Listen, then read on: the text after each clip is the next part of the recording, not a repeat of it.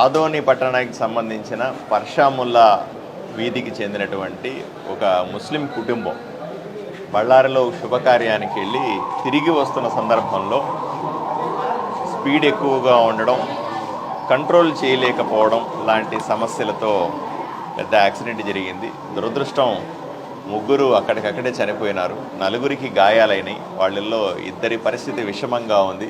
వెంటనే ఆదోని నుంచి కర్నూలుకు తరలిస్తూ ఉన్నాం. చాలా దురదృష్టం.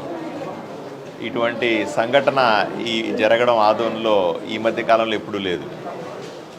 దానికి ప్రధాన కారణం పెద్దలు కూడా చెప్తా ఉన్నారు, ఓవర్ స్పీడ్, అతిగా. ఎందుకంటే రోడ్లు అంత గొప్పగా లేవు, రోడ్లు కొంత గుంతలు ఉన్నాయి, టర్నింగ్లు ఉన్నాయి, ఇబ్బందిగా ఉంది. విపరీతమైన స్పీడ్లో డ్రైవర్ తోలుతూ ఉన్నాడు. ఎక్స్పీరియన్స్ లేకపోవడం ఒకటి, కంట్రోల్ చేయలేకపోవడం ఒకటి. ఇవన్నింటికి కూడా ఈ టైర్ కూడా పంచర్ అయింది అంటున్నారు, దాంతో పల్టీలు కొట్టింది అంటున్నారు. దాంట్లో ఉన్న ఇద్దరు బిడ్డలు తప్ప, చిన్న బిడ్డలు తప్ప మిగతా అందరికీ సీరియస్గానే ఇష్యూ ఉంది. కంట్రోల్ స్పీడ్ని విపరీతంగా చెప్తున్నారు, 150 స్పీడ్లో పోతా ఉన్నాడు యాక్సిడెంట్ జరిగే సమయానికి అంటున్నారు.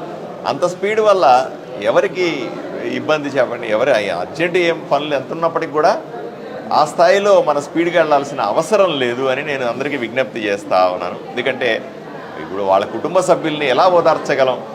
ఆ కుటుంబ సభ్యులకి ఏం సమాధానం చెప్పగలం? ఇవరు ఎంత రాత్రి అయినప్పటికీ కూడా ఇప్పటికిప్పుడు పోస్ట్ మార్టం చేసి వాళ్ళకు సేవ అప్పగించి వాళ్ళని మనిషిగా పక్క నుండి మనం ఉన్నాము అని చెప్పగలం, మానసిక ధైర్యాన్ని ఇవ్వగలం. అంతకుమించి ఆ కుటుంబానికి మనం చేయగలిగింది ఏమీ లేదు. దయచేసి నేను విజ్ఞప్తి చేస్తూ ఉన్నా, ఆధునంలో ఉన్నటువంటి అందరికీ కూడా, లేదా ఆంధ్రప్రదేశ్లో ఉన్న అందరికీ కూడా, ఓవర్ స్పీడ్ అన్నది మంచిది కాదు. ఎక్స్పీరియన్స్డ్, లైసెన్స్ లేనటువంటి డ్రైవర్లని దయచేసి వాడద్దు వెహికల్స్ కోసం.